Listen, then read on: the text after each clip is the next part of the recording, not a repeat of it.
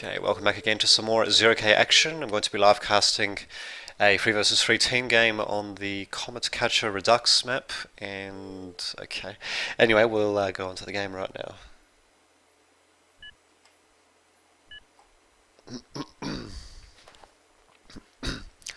So there you have it. Yeah, top versus bottom. Bottom team consists of team 2. I guess that's going to be Fireplug, Parzival, and Magistrate, and top team is going to be Dark GF, Nyaran, and 4KP. So there you go. Noob stack, eh? Indeed. So what the hell? We'll see how this goes. About to be starting, because I didn't actually even see what the starting builds were for each player, but whatever. We're going to be getting shield bots for Nyaran. Interesting option given the size of the map and the lack of players. We're going to get aircraft for Dark GF in the very middle even.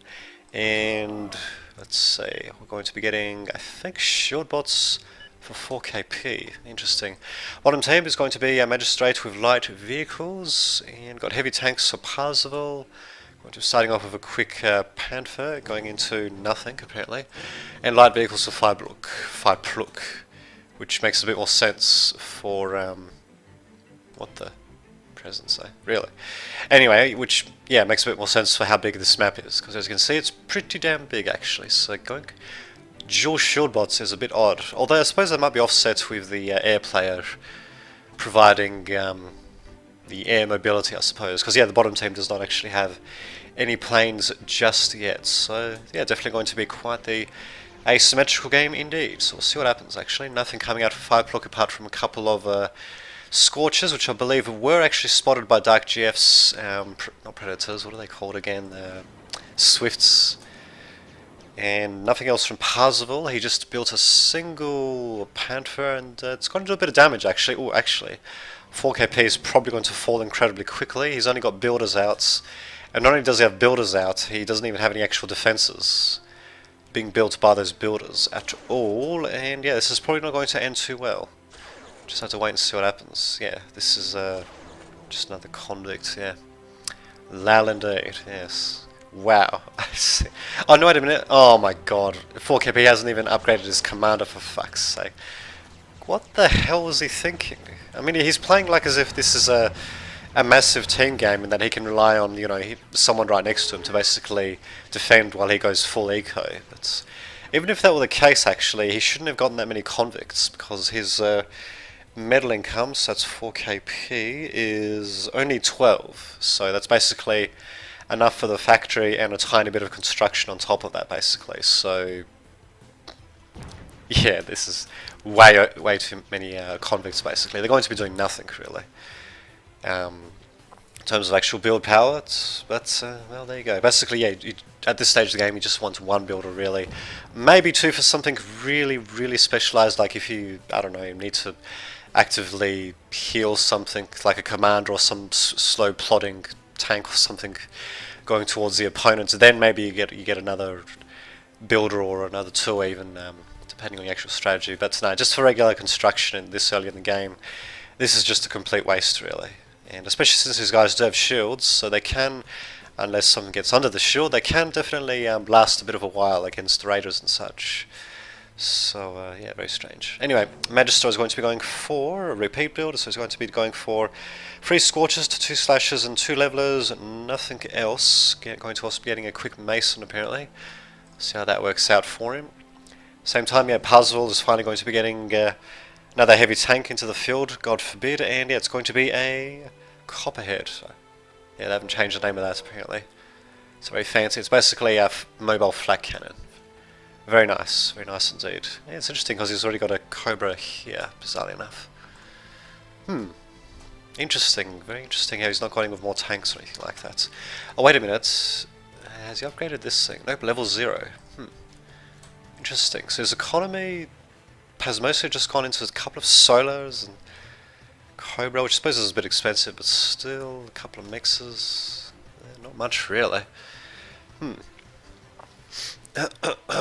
Well, on the other hand, Nyaran has actually expanded quite a bit towards the southeast, and yeah, he's got his bit of radar happening around here. So let's just look at the radar coverage. So quite a bit for the right, nothing for the left. Wow, 4KP probably is a bit of a newbie. Just have a look actually.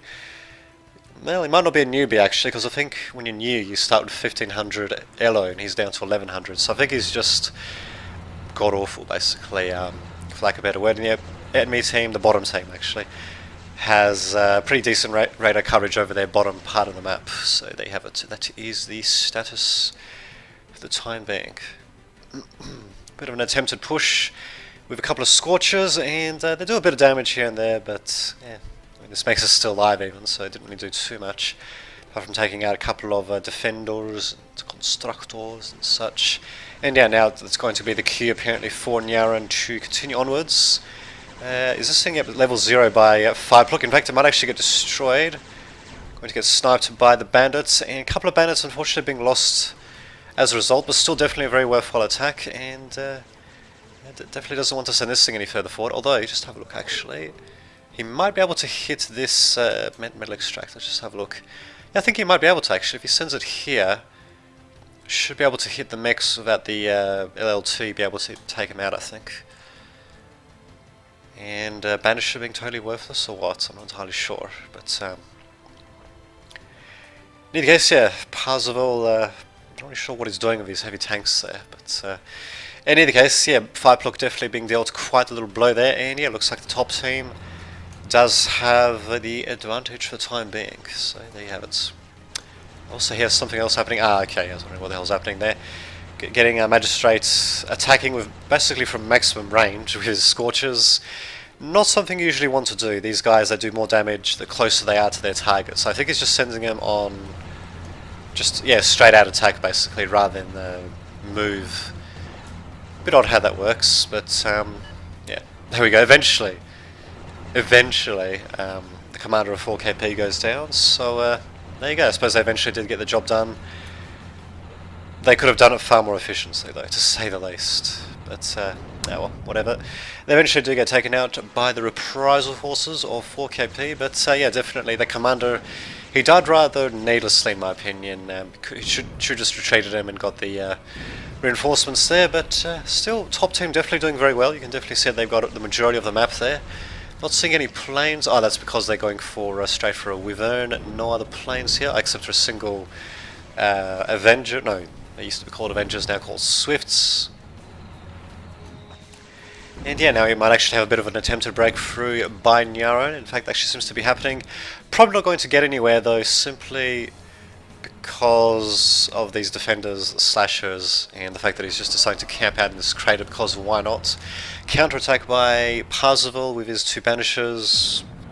Yeah, not working too well basically.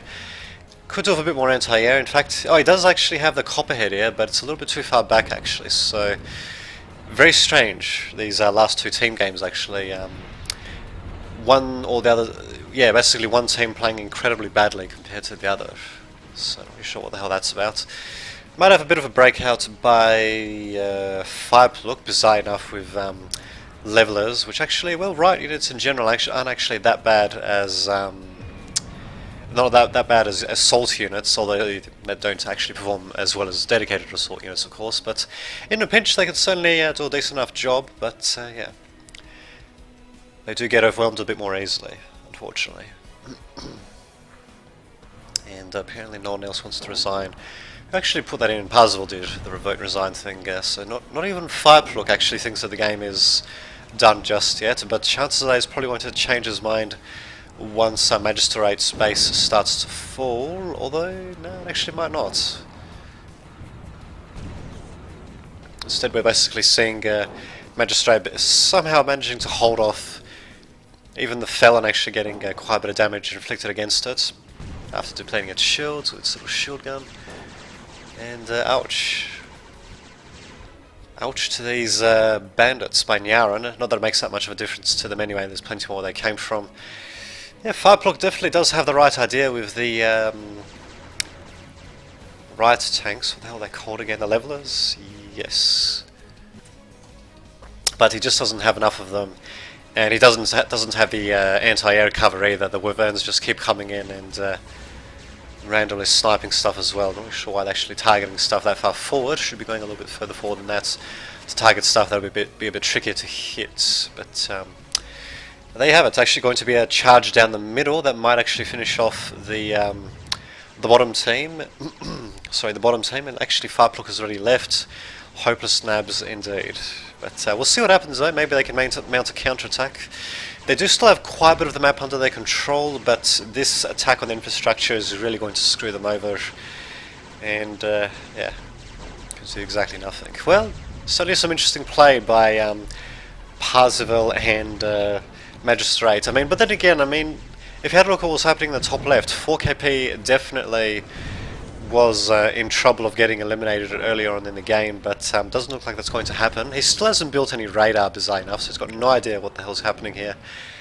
But yeah, what the hell? He's holding on though. He's holding on. Wyverns basically seem to have free reign over the whole map. Not exactly being used to their full potential though. Yeah, it looks like the bottom team is mostly spreading out their forces. Thus, the Wyverns AOE not really doing too much compared to what they could be doing, I guess. So there you go. 4 fusions and 2 3v3. Oh yeah, he did actually. Yeah, there you go. Get a bit of overdrive happening. Well, at the very least, he has actually connected his resources, I suppose. 176% overdrive. No, actually, 209%. It's not too shabby. Should have also connected to the other mixes of the other players. Not that's going to make much of a difference now, but yeah. He actually managed to get a Goliath up. Well, it's actually... Oh, it's going to be... Yeah, it was detected by the Wyverns, so... Still though, it might actually be able to do quite a bit of damage before it's actually stopped. It could do a bit of help from swarms, so definitely Puzzle should be sending out some more stuff out. I'm not really sure why I stopped building stuff, but there you go. I have 2 fusions too, well there you go. Later be pro play, that's right. So yeah, some very screwy play from the bottom and top teams, but there we go, hopefully a bit of a learning experience for all concerned. And yeah, this Goliath might actually... Well, that was very dramatic, but anyway. Yeah, Parzival might actually be able to make something happen with this Goliath. He needs to send it on a move order. He shouldn't even bother sending it on a fight command, basically, in my opinion. And speaking of which, this single Cophead, not enough against the Wyverns, although granted it is actually reducing them to about half health, so a bit less than half health even, so it's definitely going to keep them occupied for a few seconds longer, but yeah. Look at all these fucking caretakers, they can repair this thing easy, look at that. God damn it. And yep, they're going to be back for another go. Ouch. So yeah, Goliath doesn't exactly stand too much of a chance. Another reason why it really should be on a move order, not on a freaking fight order. It really needs to get into the enemy's base as quickly as humanly possible. In fact, if you kept on moving this thing rather than putting on a fucking fight order, I dare say you might have actually been able to overrun the base of Dark GF, take out his plane plants, maybe after taking out the caretakers, take out the rearm pad, and possibly go on a bit of a rampage. But nope, that's not going to happen. Instead, it's going to get bombed to hell and back by brawlers and by Wyverns as well. So, there you go. A wasted opportunity indeed. Definitely a wasted opportunity, especially since this thing is 2,200 metal. Basically, it's a mini Strider on its own, really. The heaviest tank you can get in the game. Quite the Strider indeed. In fact, so much so, really, that it's actually marginally effective to use an ultimatum against it. Ultimatum being slightly cheaper, and of course you can use it against other things after you kill off the Goliath in 1 or 2 shots. I think it's just 1 shot actually, so there you go. But damn, such a shame really. We could have actually seen a bit of a comeback, or at least, you know, a bit more actual resistance by the bottom left team, but nope, that's not happening. Instead we're just seeing a slow but sure demise for the bottom left team. They're going to try counter-attacking, or counter-sneaking as it were, with a couple of scythes.